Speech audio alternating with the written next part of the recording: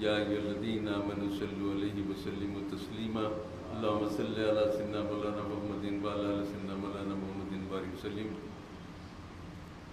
محترم مولانا سید ظہیر الدین علی صوفی قادری صاحب و محترم علی جناب الحاج ممتاز احمد خان صاحب رکن اسمبلی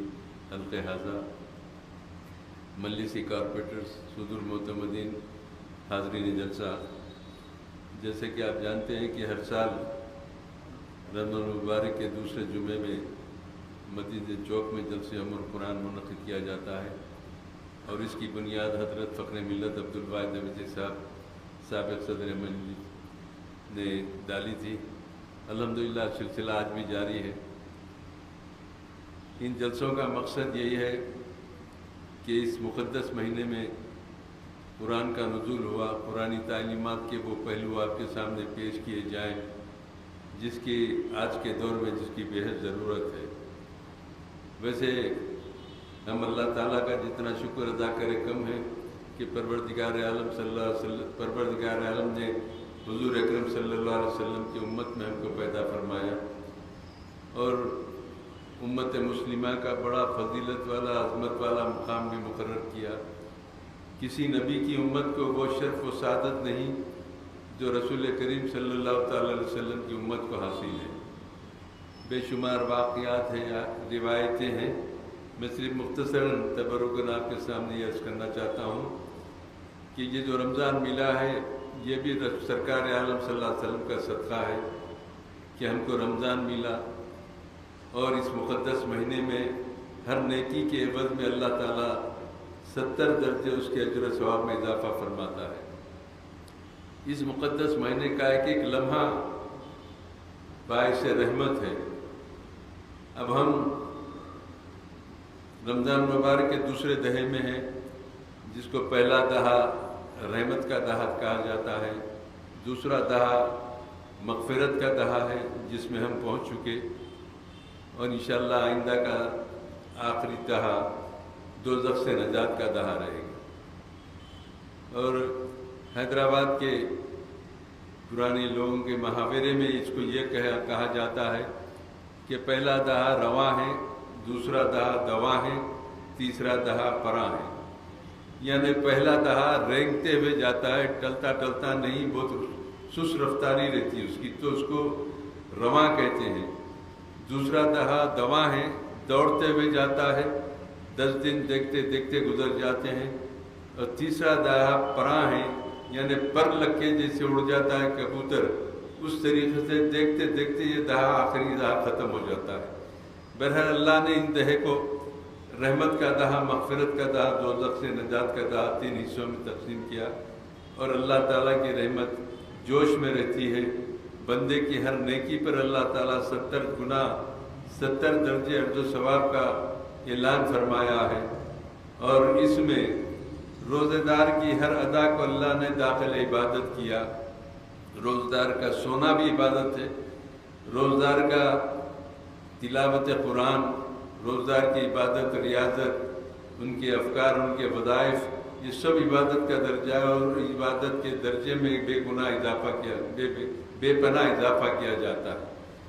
کسی نبی کی امت کو یہ اعزاز، یہ شرف نہیں ملا جو رسول کریم صلی اللہ تعالیٰ علیہ وسلم کی امت حاصل ہوا ہے۔ اللہ تعالیٰ نے بڑا عظمت والا مقام مسلمانوں کے لیے مقرر کیا، اور مسلمان اپنے مقام سے ناواقف ہیں کہ ہم وہ نبی کی امت میں ہیں جس کی امت کو یہ اعزاز یہ اللہ نے عطا کیا جو کسی نبی کی امت کو یہ نہیں ملا۔ میں ہمیشہ عرض کرتا ہوں، آج بھی آپ کے سامنے عرض کروں گا، حضرت عیسیٰ علیہ السلام ایک پہاڑی علاقے سے گزر رہے تھے، ایک سفید شفاف چمکدار چٹان پہ نظر پڑتی ہے، اتنا خوبصورت رہتا ہے کہ حضرت عیسیٰ اس کو گھورتے ٹھہر جاتے ہیں، دیکھتے ہی رہ جاتے ہیں، اور آسمان سے ندا آتی ہے پروردگار عالم کی کہ اے عیسیٰ، اس کی خوبصورتی کو دیکھ کر تم پریشان ہیں، ہم تم کو بتاتے ہیں کہ اس کے اندر کیا ہے۔ اللہ نے حکم دیا، پہاڑ شق ہوا، 2 ٹکڑے ہوا، تو حضرت عیسیٰ اور پریشان ہو کے دیکھتے ہیں کہ کیا ہے، کہ ایک کھجور کا درخت ہے اور ایک آدمی نماز کی حالت میں، ایک کھجور کا درخت ہے اور نماز کی حالت میں ایک شخص ہے، حضرت عیسیٰ اس شخص کے پاس جا کے جب وہ نماز سے فارغ ہوتے تو دریافت فرماتے ہیں کہ حضرت یہ کیا ماجرا ہے؟ تو وہ شخص کہتا ہے کہ کیا بتاؤں عیسیٰ، یہ کھجور میری غذا ہے، یہ کھاتا ہوں اور اللہ کے لیے نماز پڑھتا ہوں، عبادت کرتا ہوں۔ تو حضرت عیسیٰ علیہ السلام نے پوچھا یہ سلسلہ کب سے ہے؟ تو وہ شخص کہتا ہے کہ 400 سال سے یہ سلسلہ میرا جاری ہے، 400 سال سے اس چٹان میں کھجور کو غذا بنا کر اللہ کے لیے عبادت اور ریاضت کرتا ہوں۔ حضرت عیسیٰ علیہ السلام جواب سن کے مسرور ہوتے ہیں اور اللہ تعالیٰ کی طرف ہاتھ اٹھا کے کہتے کہ پروردگار، یہ تیرا نیک بندہ، یہ متقی، یہ نمازی بندہ، اس سے زیادہ نمازی روئے زمین پر کوئی نہیں ہو سکتا، اس سے زیادہ نیک کوئی بندہ نہیں ہو سکتا، اس سے زیادہ پرہیزگاری اختیار کرنے والا کوئی بندہ نہیں ہو سکتا، یہ سب سے روئے زمین پہ سب سے نیک اور سب سے زیادہ عبادت گزار تیرا بندہ ہے۔ تو اللہ تعالیٰ کی ندا آتی ہے کہ اے عیسیٰ تم کو نہیں معلوم، اے عیسیٰ تم کو نہیں معلوم، میرا جو حبیب ہوگا محمد رسول اللہ صلی اللہ علیہ وسلم، ان کا ایک امتی 14 شعبان شب برات کے موقع پر مغرب کے بعد 2 رکعت نفل پڑھتا ہے تو اس کو میں 400 سالہ نمازوں سے بڑھ کر اس کو اجر ثواب سے سرفراز فرماتا ہوں، 400 سالہ عبادتوں سے بڑھ کے اجر و ثواب سے سرفراز فرماتا ہوں۔ تو حضرت عیسیٰ علیہ السلام چیخ مار کے کہتے ہیں کہ اے پروردگار مجھ کو بھی محمد صلی اللہ علیہ وسلم کا امتی بنا دے۔ جب مسلمانوں کا مقام یعنی امت محمدیہ کا مقام اللہ نے اتنا بلند فرمایا جو کسی نبی کی امت کو یہ اعزاز، یہ شرف، یہ سعادت نہیں ملی، تو جب انبیاء کے اوپر یہ مقام ظاہر ہوا تو انبیاء دعا مانگا کرتے تھے کہ پروردگار ہم کو سرکار عالم صلی اللہ علیہ وسلم کا امتی بنا دے۔ اتنا فضیلت والا مقام مسلمانوں کو اللہ نے رسول کریم صلی اللہ علیہ وسلم کے صدقے میں عطا کیا۔ یہ رمضان بھی انہی کی صدقے میں ملی، یہ تلاوت یہ قرآن کا نزول بھی اسی مقدس مہینے میں ہوا، اور رسول کریم صلی اللہ تعالیٰ علیہ وسلم نے قرآنی تعلیمات پر عمل کر کے بتا دیا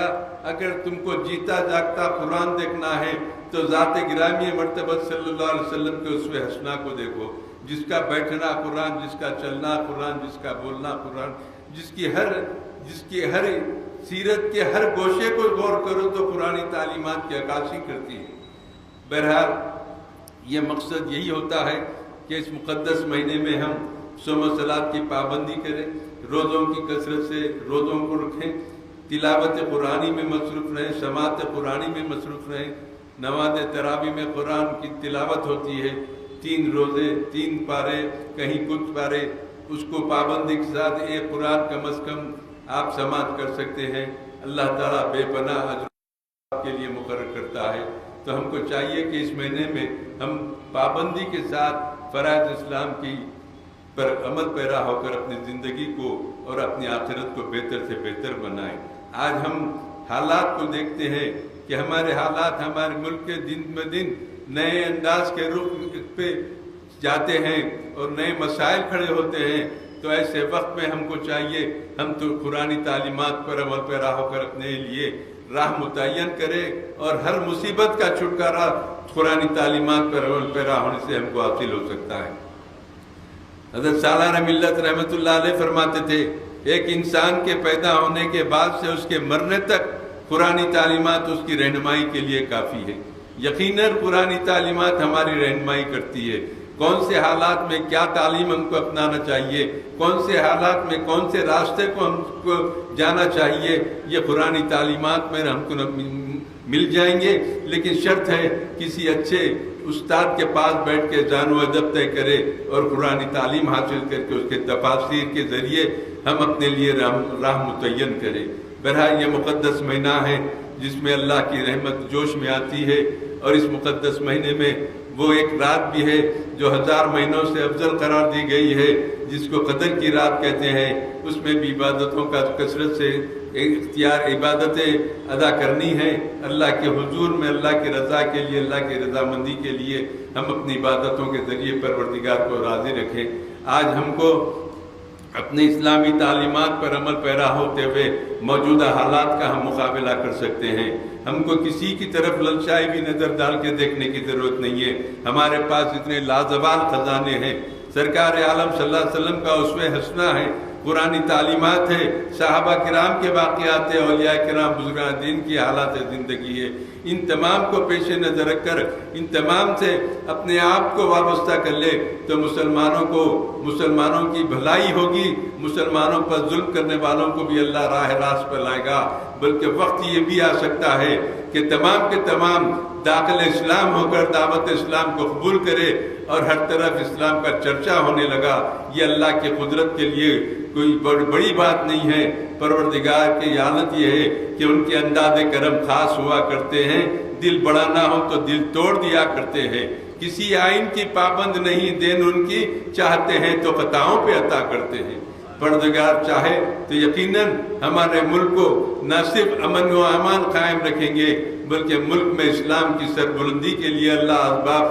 فراہم کرے گا اور ہر طرف مسلمانوں کو خوشحالی سے سرفراز فرمایا جائے گا۔ بہرحال میں آپ سے عرض کرتے ہوئے رخصت ہوتا ہوں کہ اللہ تعالیٰ ان جلسوں کو جو ہم منعقد کرتے ہیں، پروردگار ان جلسوں کی خدمات کو قبول کرے، جتنے حاضرین ہیں پروردگار ان کے تمام مسائل کو حل کرے اور مسلمانوں کو کامیابی عطا فرمائے، فتح نصرت عطا فرمائے۔ مسلمانوں پر ظلم جو ہوتا ہے پروردگار اس کا انتقام لے، ظالموں کو مدد چکائے، مظلوموں کی مدد فرمائے، اسلام کا بول بالا کیجئے، کفر کا مقابلہ کیجئے، مشرق سے مغرب تک، شمال سے جنوب تک پرچم لا الہ الا اللہ محمد رسول اللہ لہرا دیجئے، مسلمانوں کو خوشحالی عطا فرمائیے، مہلوک بیماری سے مسلمانوں کو اور تمام کو محفوظ رکھیے، اس مہلوک بیماری کا خاتمہ کیجئے، جو بیمار ان کو شفا کاملہ عاجلہ عطا فرمائیے۔ پروردگار مسلمان میں اتحاد و اتفاق پیدا فرمائیے، نقیب ملت حبیب ملت کی عمر دراز ان کو سلامتی عطا کیجئے، ان کے شفا کاملہ عاجلہ عطا فرمائیے،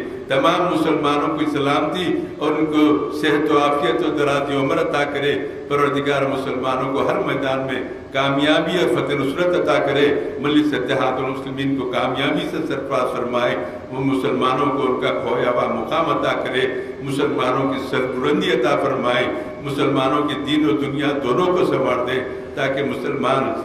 ایک سینہ سر جھکا کے نہیں بلکہ سر اٹھا کے چلنے کے قابل ہو جائے۔ واقعی دعوانا الحمدللہ۔